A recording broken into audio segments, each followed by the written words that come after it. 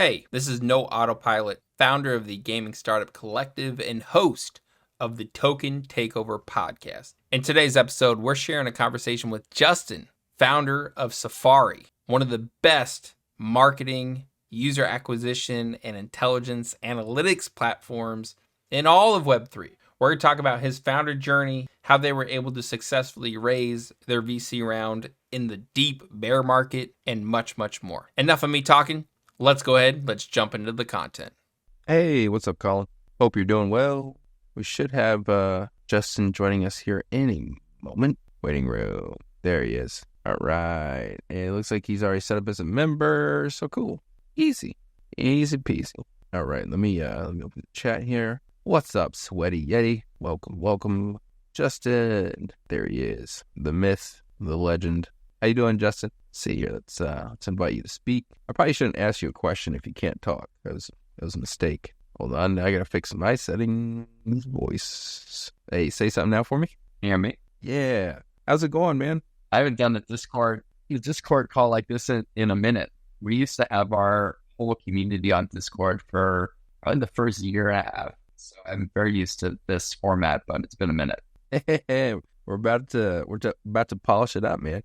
Get you back used to it. How much time are you spending in Discord these days with the community? I haven't been in the Discord community in a long time. That's super interesting, man. I guess, so are you guys out of Telegram mostly then? Yeah, we do Telegram, and then we also do GatherTown for our calls. I don't know if you know GatherTown. I need to look into that. It's not cheap, so maybe not the best for a free community. Probably good to stay in Discord. However, it's probably like the perfect place for your community. Basically like video call, but like you're in like a gaming environment. All right. I'll add that. And you get to create like a little world that you get to create. So ours is obviously like very jungle themed. So is it kind of like spatial almost then? Yeah, except instead of like being like a metaverse, it's like a 2D like Pokemon style where you have a little avatar. It's flat. You're running around doing things. Yeah. Dude, that's sick. Yeah. No, obviously you can say no, but maybe next time you host a call, like just let me be like hanging out behind a tree or something. Just to see how the platform works. Yeah, definitely. For sure. Hey, what's up, JRP? Welcome. Justin, we have you booked for 30 minutes, so I want to be respectful of your time. I know you're a busy person. For the folks who don't know who you are, maybe can we just start with a quick introduction? For sure. So I'm Justin. I'm co-founder of Safary. Safary started as a community of Web3 growth leaders and some early stage founders as well. And over time, we evolved into doing a lot of research on our space, which is the Web3 growth industry. So thinking about other companies that are also trying to serve and grow Web3 companies. And then we ended up building a tool ourselves. We built a Web3 marketing attribution tool, which is basically like Google Analytics for Web3, helping you figure out which your marketing channels are actually driving results. But it's been quite the journey over time, which is something I was chatting with No Autopilot about quite a bit in the last, just a community to tinkering with tools under the hood, to research, to fundraising, and then to actually growing a B2B platform. So happy to be here and share more about whatever is interesting to you all. And what time frame was all this happening? Wasn't this like the last year and a half or something? Yeah, so we kicked off the community in February 2022, which I'd say was the start of the bear market at the very beginning. So obviously I was a first-time founder, got into crypto in November 2021, which was obviously the peak. So I didn't know that was the start of the bear market when I built the community. So yeah, built the community throughout 2022, started fundraising the day before FTX exploded. So that's November 2022. Great timing, imagine. Then we closed our round in March 2023, which was right as SVB exploded. So that also had some fun snags for us. And then launched our platform in August, scaled it in the beta to 75 teams and just launched the second version. So that's where we're at. Crazy. All right. So folks, you all know how this goes. Also, what's up, Smasher? Thanks for joining. So if you have questions, comments, concerns, feel free to type them out in the chat. You can also come out to the stage, right? It's supposed to be like a laid back conversation between founders. So Justin, I guess, one of the things that really stood out to me was your focus on community first. Can you just kind of walk us through like what led you down that path instead of like locking yourself in a room and like tinkering with a product for like 3 months or something? Yeah, can you kind of just walk us through your intention on building a community first for Safary? Yeah, I think that we have, kind of a unique story. There are two elements to this. One is that at the time, November 2021, DAO tools and communities were all the rage. And so we originally thought that we were going to build a DAO tool. And so we started going around like, do you guys want to use our tool that we built? And they were like, oh, well, who else is using it? We're like, you're going to be the first. And they're like, okay, here's the door. Goodbye. Right. And then after that, we had this kind of like idea. We were like, oh, well, because at the time I had an anonymous personality, Jakey, which was like Twitter, because I'd never used Twitter before entering Web3. I didn't have like a personal brand there. I had been writing and slowly gaining a very small following from scratch there. So I was like, oh, well, we could have Justin, founder of this DAO tool, with my co-founder Elliot, but then we could have Jakey, who is the founder of this community that'll be the first community that uses our DAO tool. And then we can go to all these people and say, oh, well, Safary uses our DAO tool, but Safari's legit and cool. And so that was sort of like it was like an early growth hack, basically, for like, how are we going to grow this DAO tool? But what we realized was, as soon as we started using the DAO tool that we built within that community, we were like, well, one, this tool fucking sucks. We don't want to use our own tool. And two, something magical was starting to happen in Safary, where we were like, well, we have this tool that sucks, and we have this community that's awesome. All these people want to be in this community, and all of them are super awesome and legit, and we're just random nobodies. So maybe we should, since we seem to have like caught lightning in a bottle, maybe we should ditch the tool, go all in on the community and see where that takes us. And we're still sort of on that journey of discovering what are all the benefits of community and what exactly that means. And today, which has been a fun adventure. Yeah, that's a little bit about how we got started, but I'd be remiss if I didn't also mention that I had some community-like growth experience before this, back in Web 2. I worked for a company that was helping people. It was a mock interview platform for software engineers to practice interviews to get a job. And we on the side built a Discord community of 10,000 developers that were doing things, helping each other. It was really, really interesting and special to see that come together. And so some community-like growth experience under my belt in a Web 2 context from very different times. That was 2018. It all came back full circle in crypto. And obviously, Discord communities were super hot in 2021. So, hey, are you a builder looking for a grant to build your ideal Web3 gaming startup? If so, you should take a look at the Arbitrum grant program. With grants up to $25,000 and a specific focus on supporting early stage indie game devs, it could be the perfect fit. Link is in the description. Make sure to check it out. Now back to the podcast. Okay, so let's kind of pause on that for a second. So you built a community of 10,000 devs. It sounds like you have just a ridiculous amount of expertise when it comes to community-led growth. All the founders here, the vast majority of them are bootstrapped, so very early stage. And they too, right, are looking to kind of build their very first fans of their games. So I guess any mistakes you've made that you think they can learn from, or any best practices that you've used routinely that you think would be worthwhile for them to know? Yeah, definitely. I mean, we were also, I guess this is also relevant to share, right, is we were a bootstrap team ourselves for the first year and a half of our journey. So it was not easy. And that's why Discord is a great platform. It's totally free to do these things. The biggest advice, though, that I gave a lot of people then, which maybe is a little different now, I think it's still the case, is back in 2021, people were trying to create of 100,000 people. But, obviously now, hindsight is 2020, that was a bunch of BS. Most of those people weren't real people, or they were real people that, hopped into Discord and then never joined again. And so when we were building our community at that time, we were thinking, this is kind of madness. Communities are not communities unless, one, people know each other, actually know each other. I don't mean you have to be best friends in person and know each other, but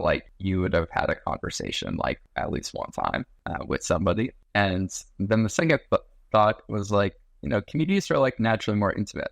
100,000 person Discord is not a community. A community is really, much smaller. And so we started Safary out as a group of 40. I think that 40 is a good number. Also will make you less stressed when you're starting this group of your first super fans, right?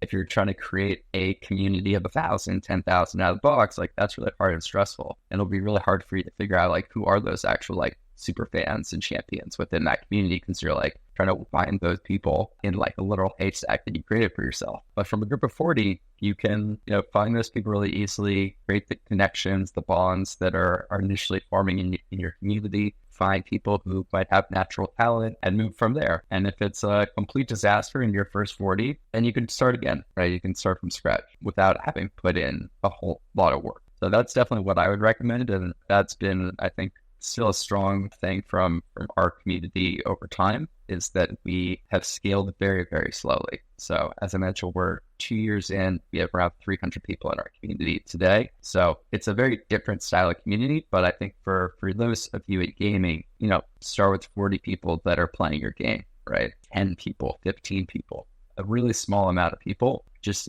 having you and meeting you as like the game developers, I think it's like super key. And that's something that me as a growth leader and a founder, it's very different at Web3. Like when I was doing growth in my last company in Web2, I almost never talked to users like one-on-one. Like the thought of like having a relationship with the user was like not something that was really like thought about, to be perfectly honest with you, for how those companies are structured. But I have met every single person as far as community. That's like literally hundreds of people. It's just a very different game. People are looking for that connection from a founder or a person on your team. I think that it's all about relationship building. You should think about it as relationship building, one person at a time more than anything else. One thing I've seen Justin do, and you have a thread that you kind of wrote up on just some of your ideas around community growth, but one thing in particular I thought really stood out was you try and do a one-on-one meeting with every new person who joins. Like, I imagine that's just a tremendous lift. It also kind of builds those personal bonds. Not as consistent as I wish I were with that. I've stolen that from you, Justin. I have like a little calendar link that pops up in the server every now and again to try and chat with folks. I mean, that's definitely something that I actually stole that from somebody else. I think I credited him in the thread. Maybe not. In some threads I credited him, which is it's Jeff Kaufman from the Jump community, which is like a community of Web3 marketers. He founded his community like right before the bull market. So he's on the opposite side. He told me he had conversations with 700 community members throughout 2021. That's just 1 year. 700 one-on-one conversations. I was like, that's my guy. This is what it is to build community. Yeah, it's I can't even imagine how you balanced it in those early days. Like it just must have been just ridiculously busy at all times. Because communities don't sleep, like you get folks in different time zones, different things happening. Well, the key actually, I don't know if this was clear if I wrote this in the thread, but Safary has always been a audio-based Discord and community. And why that's important is because I don't need to look at the community or monitor the community every day, per se, or every hour of the day. Like a lot of these massive Discords, you absolutely have to. Everyone comes around to the table for calls like this, and that's how they engage with the community. I think that's also different from like a Lich standpoint of like, I do a stupid amount of work up front getting to know people. I do a stupid amount of work matching people with each other so that they meet people. And then I do one call a week with the community. And so that's sort of how we're structured. It's a big lift up front and then not that much to maintain. Yeah, that networking piece seems to be what's really special. I don't have all the answers, and honestly, probably none of us do. That's why we're here. But just being able to save someone like 2-3 days worth of work, chasing down an introduction to someone that's important for them to meet. I don't know, it's like community superpower. Totally is. That's what networks are supposed to be good for. All right, so we got about 10 minutes left here. So folks, if you do have any questions, feel free to drop them. We did have one come in from Smasher. He said, "Hey, Justin, can you tell us more about Safary for GameFi protocols? Also, is it possible to integrate our own smart contract?" Yeah, we definitely serve a number of Web3 games and very possible to integrate. We have a SDK that lives on your front end. We're currently desktop only, so I know that's maybe less attractive for some of the game devs. If you have a mobile game, apologies. We're not quite there yet. Yeah, it's very easy to set up on the front end side, on the smart contract side. We do it on a case-by-case basis. Also, welcome, Doctor. I didn't see you pop in. Welcome to the community. So I got a couple more questions here. I want to make sure we hit these. When your team kind of sat down and you were chatting with your community, probably saw a dozen different challenges in the space, like a dozen different paths you could take on something to build together. How did you land on this attribution platform as the idea that you guys wanted to move forward with? Definitely. So I say we started with the DAO tool. That was very short lived. And then after the DAO tool, we we're really trying to like think about how growth can be different in Web3 in a really unique way. Because we're still like adjacent to the bull market then, where crazy ideas were okay. So this is like early 2022 in the bear, but still, had some of that like expansive mind euphoria. And so what we decided to build at that point in time was a collaborative version of Mixpanel. So what I mean by that was we were going off the thesis, which is still true. It's really hard for non-technical people to like meaningful insights from their blockchain data. And so we're like, well, growth leaders need to be able to analyze this blockchain data if they're going to be able to survive in this Web3 growth landscape. And all those underlying theses were true, except what we realized through building that product was that blockchain data alone, like looking at it alone on its own without off-chain data, was interesting to look at, like as in like, oh, it's cool to like be able to see like which of holders have like what wallet balances or like what that means. But then like after you get past the like, this is cool to be able to see this data for the first time, it's like it was interesting but not actionable is what we found out. And so there was part of that. So that was sort of like a key core insight of where like, to have this data, they think, but they don't really need it. So this isn't an application we should build. There was a second piece of this platform though, that I think could have gone the distance, but VCs weren't that into it, to be candid with you, which was the collaborative nature of it. Is we basically built this platform where any Safary member could connect their data sources, their smart contracts, and their like Discord and other things, and create public dashboards that everyone so like every project within the community, people could see private data. And so we were kind of like, VCs were like, it's cool that you guys got like, 20 companies in Web3 to within your community, which was like 100 of us, right? So like a decent chunk, 20% of people to like connect their private data. But they're like, we don't believe that this is going to like be the case on mass scale. I think the cat's still out of the bag on that one. I'm sad they didn't believe in that vision. I think it could come back for us in the future in a different time. But for those two reasons, we decided to move away from the collaborative Mixpanel idea. And so the natural conclusion from the data side was, okay, well, if on-chain data is interesting but not actionable, and off-chain data is just like Web 2, then what is the combination of off-chain data and on-chain data that is actionable?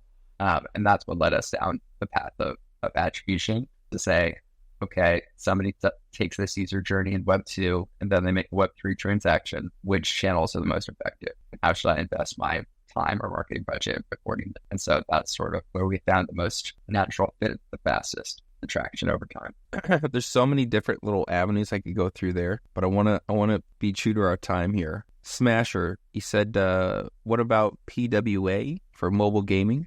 Does it work there? So I think this is referencing his prior question. We also, I think it's still fundamentally the same like mobile problem, even though you're not going through obviously we can do attribution still like mobile browser, but PWA and App Store apps are a different beast of their own. We haven't fully scoped it out yet, though I'm sure as gaming rises, we'll definitely support mobile and PWA, but it's not on the roadmap just yet. And this isn't a question, but I would just say, so if the Safary team needs to do any research or feedback from users specific to Web3 gaming, I'm sure our community would rally around any way to participate in that. So just let us know. I always super appreciate it. I think to be totally candid with you, mobile attribution is like such a mature thing. Desktop attribution never got like as mature. And so it's like a convenient truth for us that most of Web3 is not mobile yet. So we're going to wait as long as possible to do mobile because mobile attribution is hard and scary. All right. So we have a question come in from Sweaty Yeti. Any advice for growth marketing starting from a small existing community? So under 50 people. This is, I think that this, as I mentioned before, this is the best size. What I did was I just rallied my personal network.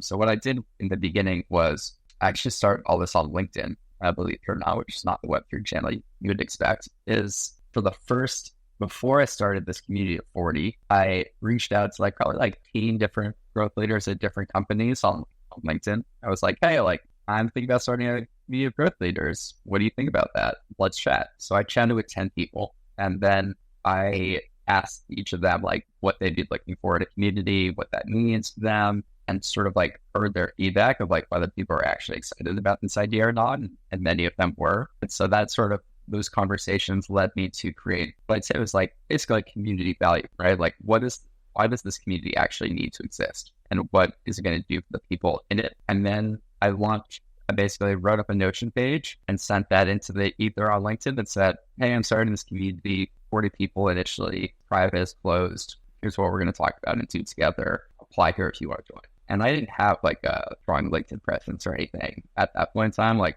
most people, I just had like 1,000-ish followers, but it seemed to like really resonate with people, the vision that I put together from speaking to these 10 growth leaders. And so we ended up getting like 200 applications, most from people that were far more legit than I was at the time. And so that sort of gave us the awesome ability to sort of craft this initial group of 40. But I'd say that like whether we had caught lightning in a bottle or not with that first batch, I think that the premises are still the same. You are going to be able to catch lightning in a bottle much easier if you talk to 10 people up front that could be prospective members of your community. And if vibe with what you're talking about, then that's a good start and good side that you should build that community. I like how you reach out to potential community members, customers, clients in advance of a lot of the things that you do. I think it just makes you that much more efficient and that much more informed on like the things you build actually being impactful for the audience that hopefully will use it. So you're going to get out of here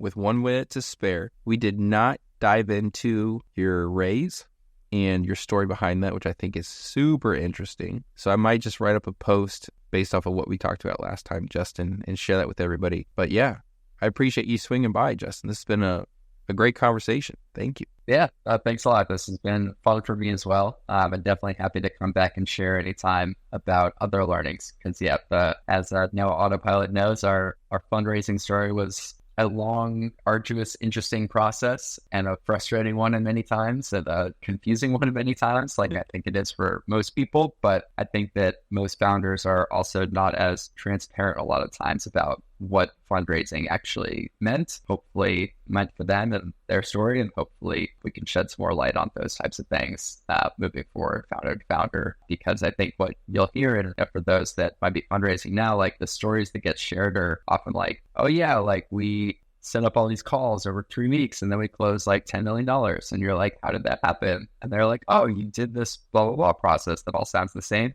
And you're like, but like, how? Like, that doesn't seem possible. And then like you find out that like, their friend from high school is the partner at A16Z and they led their rounds. And you're like, cool. So this is not a repeatable process in reality. And so, yeah, I think that we had probably a more typical, fundraising experience from a team that had never fundraised before, that it wasn't in Web3 before. And yeah, sort of like made it to the finish line in the end. So so folks, I know most of you are looking for capital in one way or another. So I'll definitely write up that post. I'll get it out. I'll tag everyone so you can see it. Justin, I'll probably send it over to you in advance, just in case I miss anything or misrepresent anything, you can correct me. But yeah, thanks again for hopping in. Justin, thank you everyone for showing up. Tom, you came in. Grand Marquis, good to see you as well. Colin, Sweaty Yeti, Doctor, Smasher. Appreciate all y'all. Thank you. Yeah, thanks for showing up. Really appreciate getting to chat with all of you and hope to see you again soon. All right, everyone. Have a great day. Peace. So just a quick sneak peek. What I thought was interesting about Justin's fundraising journey is he went the traditional VC route. He spent about 6 months doing it, and it was really difficult to get traction. This is mid last year, right? So it's a really tough time. What he ended up doing, I'll document all this again and I'll get the post out. But what he ended up doing was he reached out to his network and began collecting angel checks. And these are like micro angel checks. I have to confirm, I think he ended up getting over like $100,000 or $250,000 through like these micro angel checks. And then once he had that, he returned to the VCs that in the past had, and in essence said, we are the most network growth leading community in Web3. We're backed with conviction by this many folks. We have unique insights into what our consumers need and they don't have. We are raising a round. And then he was able to raise about $2.4 million November last year as a first-time founder. Some of the details, some of the numbers may be off a little bit, but that's in essence the journey. Super interesting. Super interesting. Tom was late. Damn. I know, man. I got to find a time where this works for everybody. I got to figure out where everybody's time zones are at in order to do that, though. Angels are a great way to leverage VC soft commits. Yeah. I'll let the last couple questions pop in, but trying to think what else we got. So on Saturday, we have our Crit Hit community calls. That's where we share with each other what's going well, what's not going well, where we could use some help. And then really the main focus for me is Demo Day. So we got Demo Day next week. It's going to be amazing. It's going to be just a great showing of appreciation for early stage games. So it should be fun. All right, Tom. Tom, you writing me a paragraph here. What are you doing? I'm just joking, man. I'll wait for you. Go ahead. Hey, Spidey, welcome. No, don't delete it. I'll be patient, man. Hey, Spidey says, hey, on the phone right now. Oh, okay, cool. So if you guys want to reach out to Justin, I've dropped all of his links in the announcement for this space. We'll probably get him back again, maybe in a couple months, or a couple weeks, and do a deeper dive on growth and his journey in fundraising. But yeah, appreciate y'all. Spidey, am I late? You are. It's over. It's all over, man. But luckily, this session was recorded. So at some point in the distant future, I will get it up on YouTube and likely create some posts out of it. Nice. Keep my track record. Hell yeah. Third time I'm late. I know, man. All right, folks. So I'll go ahead. I'll get you back to your day. Oh, you guys have going in. Can we get on a call? You seem to be the most important man in Web3. Oh, I think he's talking to you, Spidey. He's not talking to me. Which, by the way, I think I tagged both of you guys yesterday, the day before. So Spidey's doing some user acquisition stuff out of India, and Colin's doing some Web3 esports stuff out of Africa. So you guys might have some ways to collaborate. I need to take my kids to school. I'm super late, but I appreciate you guys, and I will talk to you later.